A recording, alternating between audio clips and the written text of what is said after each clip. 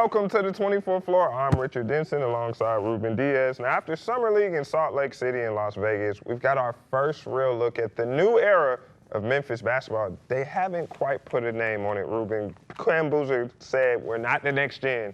Don't call us that. That's the last generation. Yeah, Cam Boozer and them looked like the player that the Grizzlies thought they were going to get, which is to be expected. Very consistent, very consistent, very consistent. Cedric Coward had some strong moments as well, but overall, there's still a lot to see as far as how that young team continues to develop. Yeah, the biggest story was about the organization's approach. Memphis wasn't just developing players for Summer League, they were trying to win. So to help us sort through what we learned and what it means heading into training camp, we welcome back the co-host of the Locked On Grizzlies podcast, Joe Mullinax. Joe, it's always good to have you on, my friend. Thanks for having me, guys. I appreciate it. It's always good to be on the 24th floor. You know what I'm saying? It's a good place to be. We all in the family, all in the Tegna family, you know. So one thing that I want to say about Summer League, I know you tweeted about it, was the fact that the Grizzlies had more guys who've seen NBA minutes than other teams. So that probably explains why they've tried to win. Were you disappointed overall that they couldn't bring home a Summer League title against the Warriors, seeing that most of those guys actually have logged NBA minutes or are expected to log big-time NBA minutes? No, I could care less about whether or not they won the Summer League title. It would have been cool, don't get me wrong. It's always fun to make jokes about parades on Beale Street for Summer League championships. And I'm happy that they went for it, right? Because I have noted on Locked On Grizzlies, I know other folks have talked about it elsewhere, it seems like an organizational shift, right? Like this is a situation where a first-team All-NBA rookie player and the number 3 pick in the 2026 NBA draft played multiple back-to-backs in this Summer League. They played a lot of basketball, and that's not the way this organization has moved the last several years. So it seems like it's not just we're moving on from John Morant and Jaren Jackson Jr. in terms of personnel. We're moving on from the way that we used to do things. We are changing how we're going about our business, and it was a breath of fresh air for me. So obviously losing 28-14 in the fourth quarter, falling apart when you had a 10-point lead, that's not something that you celebrate, of course, but the fact that they went after it, the fact they competed, the fact that you had these leaders of whatever this next generation is going to be, and that name, it needs to be organic, right? Like there's so many things through history that they didn't call themselves the Byzantine Empire or, those sorts of things, during that time. It's the after the fact, it's the organicness of it. Let them kind of find their own identity. And I think that they laid a solid start of a foundation in Summer League. The identity is going to be guys that want to hoop, guys that love basketball, that are ball knowers, that are competitive. I think that's a pretty solid way to get started in terms of whatever this next generation of Grizzlies basketball is going to be. Joe, you kind of alluded to it, but you kind of expect there to have an inability to win close games right now. They just got too much youth. And it's Summer League, so there's youth out there for everybody. So it's just kind of a matter of who messes up the least, right, in the Summer League to give you a chance to win. But overall, were you impressed with what you saw from the Grizzlies from top to bottom? Absolutely. I think that both Boozer and Coward, obviously they were named to the All-NBA Summer League team, so they played pretty well. I loved what Javon Small did. One of my focuses going into Summer League was Small versus Clayton Jr. and who's going to be that third point guard long-term. Clayton Jr. didn't play at all, and Javon Small took advantage of those minutes. He was one of the most productive Summer League players, not just in Memphis, but in the entire Summer League. So I think that Walter Clayton Jr. will still get his opportunity, but that race, Javon Small is out in front, to say the least, right now. I was impressed with Olivier Maxence Prosper. This is a guy who has taken advantage of his opportunity in Memphis. A solid, second or third draft kind of guy in terms of it didn't work out where he was. Now he's with the Grizzlies and he's making the most of these chances. I thought that he did some really impressive things. And Taylor Hendricks showed flashes too. He's always kind of the forgotten man in these big man conversations when we talk about this roster. I think that he showed that he's going to be in the conversation. Is he going to beat out Zach Edey or Isaiah Stewart or even the rookies like a Kareem Lopez? We'll have to see. Obviously, it's not going to happen with those bigger veteran names. But I am intrigued by the young talent on this roster. They have set it themselves up for an iron sharpens iron kind of situation, where it's going to be outside of Cameron Boozer and to a lesser degree Cedric Howard and Zach Edey. Who knows who's going to be the starter? None of these guys have really earned the right to claim anything, and that's not a bad thing. There is no hierarchy at this stage. It kind of can establish itself by on-court play, and that's kind of the way it's supposed to be, isn't it? Yes. So, Joe, I kind of want to put you on the spot because you threw out a lot of names. My biggest takeaway out of this is the Grizzlies have a real deal roster crunch where you got maybe 19 guys on the roster, and some guys kind of improved their stock with this summer league where you got some tough decisions. Coming out of this summer league, if you had to look at the roster kind of how it is, who would you expect some guys who probably are going to be on the outs? Because you mentioned Taylor Hendricks, but then I'm looking at this roster and looking at the big men they got, and I still don't feel like he's done enough where he's considered safe. I think, like you said, of course, safe. Boozer, safe. Javon Small, yes, safe. But who do you think doesn't make the cut? I think guys like Hendricks are probably going to be out, and I think a guy like Omax might be on the fence, especially with Carson Cooper playing as well as he did. Now he is into the conversation, and we didn't even think that he was going to be in the conversation. See, for me, I am of the mind that you have veteran players and guys like Ty Jerome. You have Jeremy Grant. We glance and gloss over these two, especially Grant. Like Grant was the throw-in the John Morant trade. Mm-hmm. Is John Morant better than Jeremy Grant when John Morant is playing and active and doing the things he's supposed to do, which has happened inconsistently the last 3 years? Yes, but Jeremy Grant's still a good basketball player. I think he averaged 18 points a game this past season on the Blazers. This is a guy that can score the ball. Same thing with Jerome. You have veterans in place that can be good role models for these guys that are your younger players. So I'm coming at it from a different perspective. I'm not waiving a single guy that played in Summer League. I'm saying goodbye to D'Angelo Russell. I'm saying goodbye to Taj Gibson. I'm trying to work out a trade to make money work, traded player exception kind of things. If it doesn't work out, I'm buying out Kentavious Caldwell-Pope.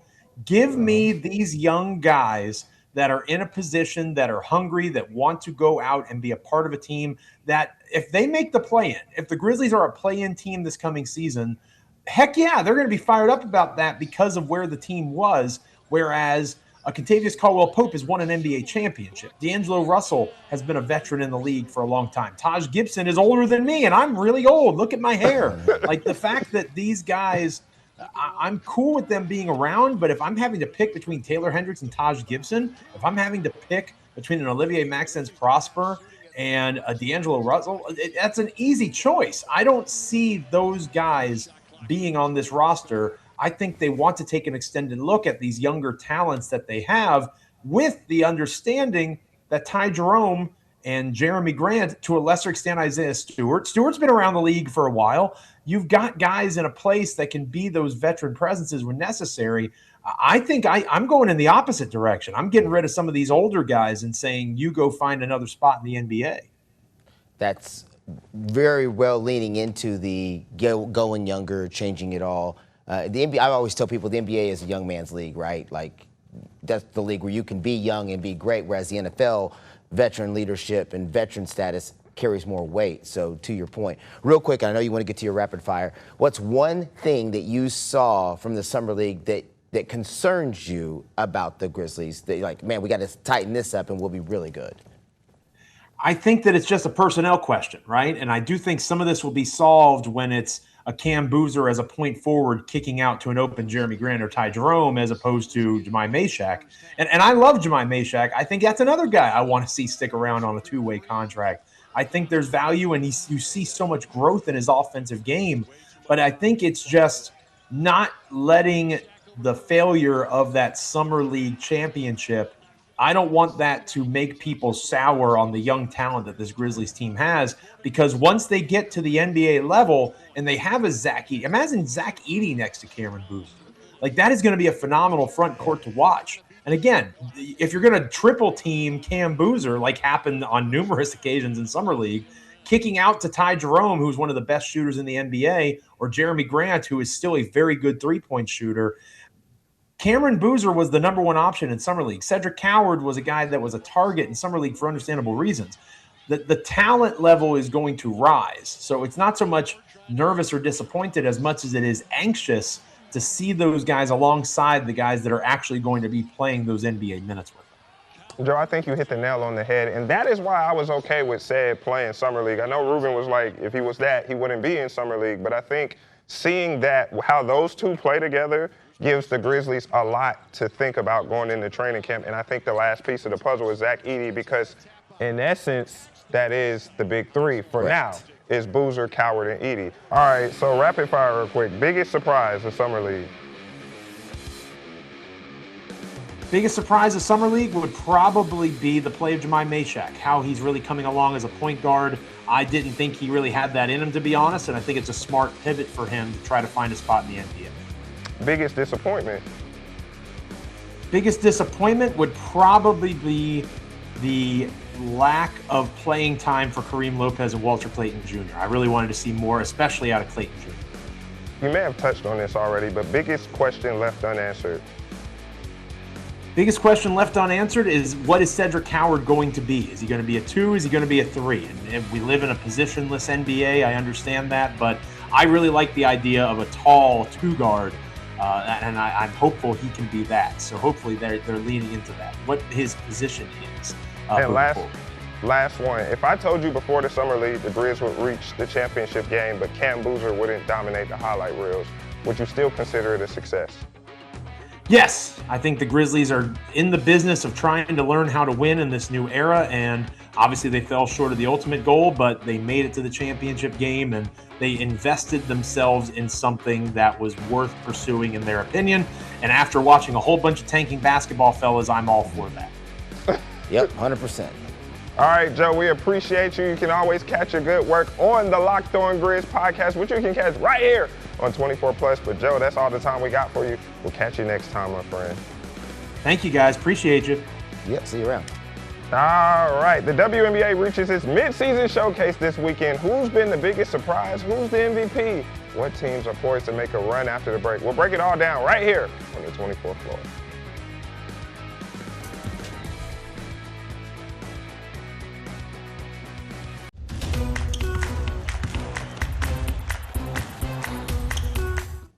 Welcome back to the 24th floor. The WNBA's biggest stars are getting ready for the All-Star weekend with the All-Star game airing right here on ABC 24.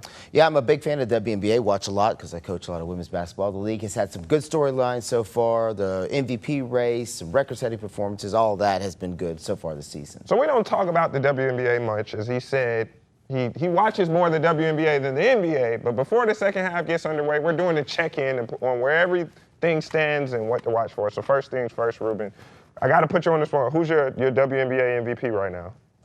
Ooh, that's a good one. You know who I really like? I got my cheat sheet up. I like Kelsey Mitchell a lot. For MVP? I don't know if I like her for MVP, but I do like Kelsey Mitchell a lot. She's got like the most active streak of 20-plus point games so far in the season right now in the career. So she's doing really well. You don't got Asia going back-to-back? I don't know if I like Asia. I mean, Kelsey right behind her in the points per game. That's what I'm saying. I don't know. I'm a big fan of Kelsey Mitchell. I think she does a good job. I think she's talented for sure. Underrated, too. I think that's probably why I like her more. But will Asia probably win it? Yes, most likely. So, all right, so we bring up Kelsey Mitchell, plays for Indiana. As we're recording this, Indiana is 6th place in the league. Do we think that the hype for the Fever with Caitlin Clark has kind of trended down? Because if you look at the numbers, I'll tell you why it's a no. I can tell you right now why. Their attendance is down in previous years. And now I feel like we were so quick to say this league belongs to Caitlin Clark, which is why Jamel Hill was like, okay, Caitlin Clark is the most popular player, which is why she's on the cover of 2K, but she's not the best player. And the standings reflect that she doesn't really impact winning like that. Ooh. Think about it, because if she were, they would be a top 3 team in the WNBA. I mean, it's in theory, what you're saying is correct. What I would say is, so I just bought my wife tickets to go watch a Fever game. Okay. And those things are not cheap at all. So the weather. Who are they playing? They're playing the Wings. Okay, so they're going against Paige. You can still sell that. Paige versus Caitlin. And what I'm telling you is, we looked at tickets for other games, nowhere near the same ticket prices. So while that's a good matchup, lower. Okay. But the draw is still there. The draw is still there for the Caitlin Clark thing. I will tell you, if you don't know, she's kind of a turd. I mean, She is. I'm not the biggest fan of the way she carries herself on the court, the way she acts, and the drama and all that stuff. I'm not a big fan of all that. I mean, if you can hoop, just hoop, bro. Like, let the rest of it slide. So I do understand why people get soured on her because it makes it hard to watch. The idea behind Caitlin Clark, if you don't understand, was initially it was a player that kids from everywhere could look up to because they could look like that kid. Your daughter could look like a Caitlin Clark fairly easily. She's not 6'3", you know, she's an average sized person. She just has a ton of skill. And so that was the initial draw. You can sell from a business standpoint in the WNBA, they could sell a ton of tickets to people who are waiting for somebody that they could say, my kid could be a Caitlin Clark. Same way like with Steph Curry in the NBA. Correct. Steph is an average size, I say average. Steph Curry's what, 6'1", 6'2", maybe. He's not huge. He's a guy that he doesn't walk in, you're not like imposed by his figure. So you think to yourself, my son could in theory be the next Steph Curry if he worked hard enough. That was the sell and the draw behind Caitlin Clark. And then she just happened to be really, really, really good at basketball. So whether or not how long that holds, I don't know, because there's such a talented wave of players coming in. Olivia Miles, I think, is extremely I was just about to get talented. to that, yeah. Like, Olivia Miles is, like, taking it to a whole nother level, so. All right, I'm glad you hit that because that's a perfect bridge.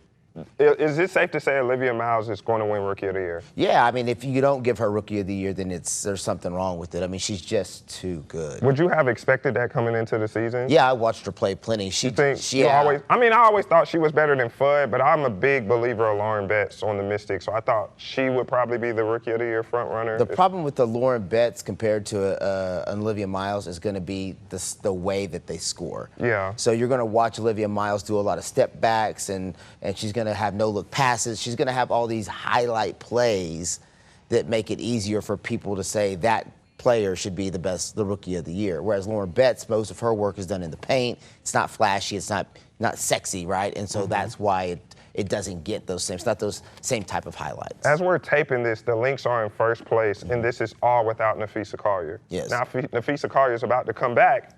Let's just put it out here as we got to wrap it up.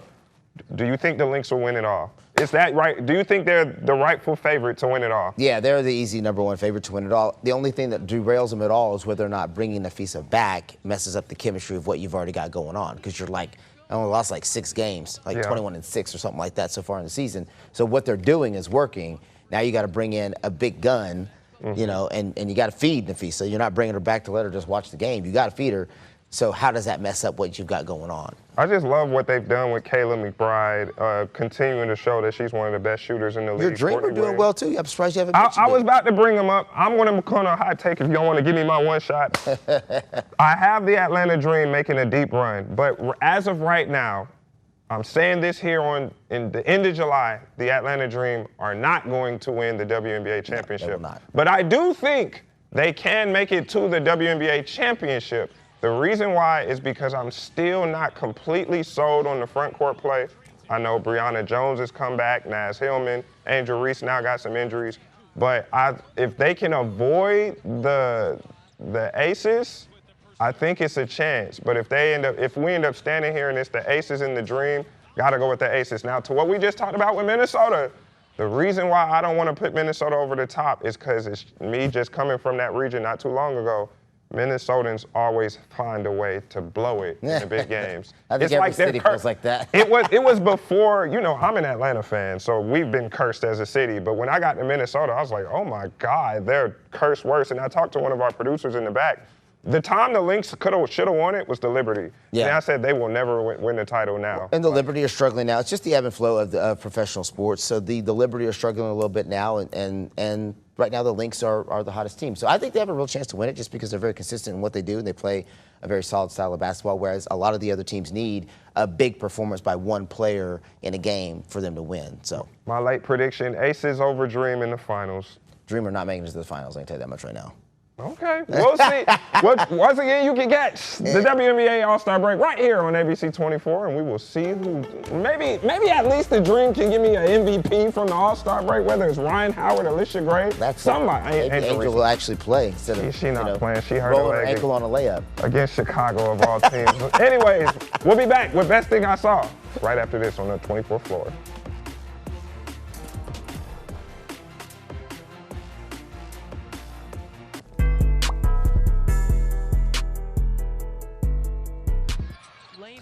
All right, best thing I saw this week, Caitlin Clark setting a new single game and franchise record, 45 points for the Indiana Fever. Her 45 points and 10 assists, also the first time that's ever been done in WNBA history.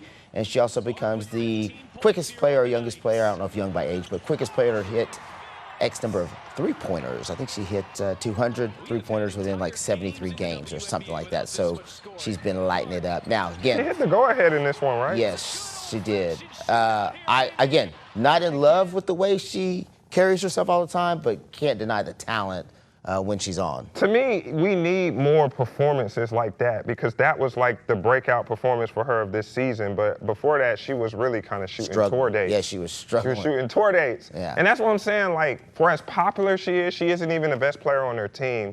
And popularity doesn't translate to winning. Kelsey Mitchell is the best player on the team. But I'll argue with that. Kelsey Mitchell's the best scorer on the team. Just complete player, would you say it's Aaliyah Boston? No, Aaliyah Boston, the most complete player is Caitlin Clark because she makes the other ones better. Yeah. So Caitlin Clark's ability to get other people the ball, particularly in pick and roll action, is ridiculous. She is a floor general. Kelsey Mitchell is a better overall scorer. She gets to the rack. She can still hit the three. She's fast in transition, all of that. But the best player on that team is still Caitlin Clark. Okay. You know. I digress. I digress. I like Caitlin's all right with me. She talk a little bit too much, like you said, but it's just like I remember I thought that she was going to be this, and she's not that. Well, athletically, she can't defend at this level. Right, yeah. So she is a liability on defense. Yeah, and so that becomes part of the hiccup. Is then now you have to hide her defensively to play her offensively, and then teams have caught on to that, and so they make her switch so that she has to guard somebody she can't guard. Now she gets in foul trouble. Now you have to sit her out. So all those things play into the way she's been played now. Shout out Caitlin Clark. Regardless what she says, she got them dollar bills coming because she's on the cover of NBA 2K27. So shout out to her. Moving on to my best thing. Once again, we actually not going to do anything sports related. Now, my thing actually was going to be a WNBA thing, my Atlanta Dream, the game winner. But I saw The Odyssey in IMAX. And yes, it lived up to the expectations. One of the best movies I've seen. My bona fide movie of the year. It was a 3-hour marathon movie, but oh my God, what a movie. Christopher Nolan has done it again. He looked at Steven Spielberg this summer and you not better than me, old man. Christopher Nolan is the best director to do it right now. I'm not going to be that passionate about what you just said, but I am very interested in this movie. Kevin McNamara was going to watch it this weekend also. Yeah. I told him to give me some feedback because I definitely wanted to go watch it. So to hear you say as well that you feel like it's hands down the best movie of the year. Now, obviously, for those who need something to pop right out the top, it takes about like 20, 25 minutes before you get things going. And if you all read the book, you kind of know it's going to be like that. The Odyssey was what got me into Greek mythology, and which is why I love Greek mythology. So once you get to that first thing, their first Odyssey, with the Cyclops, that's not no spoiler alert. It starts moving. That's when it really starts getting going. And it's just that many the all-star cast of Matt Damon, Zendaya, Tom Holland, Anne Hathaway, John Bernthal, Lupita Nyong'o, just everybody to make that movie really pop. John Leguizamo, just so many names and how they really played their role really well. It was a well-done movie. I didn't think Christopher Nolan had it in him. I thought Oppenheimer was going to be his peak. But for this movie and the way the score was shot, how the scenes were shot, it just had me really engaged all the way through. And that last act, man, that third act, that last 30 minutes of the movie, I was at the edge of my seat just watching it. And I knew it because I watched the book, but it was a great movie. All right. Obviously, if you like movies, that's probably one you want to go check out because one thing Denson knows is movies. I appreciate it. That will do it for today's episode of the 24th Floor. Shout out to everyone who made today's show possible, especially Deanna Davis, Andrew Pollard, and Brooklyn High for their work behind the scenes getting this show together. Big shout out to Joe Mullinax of the Locked On Grizzlies podcast. Be sure to give that a listen right here on the 24 Plus app. Ruben, take it away. And make sure you watch the WNBA All-Star game here on ABC as well. All right, well, see you on the other side.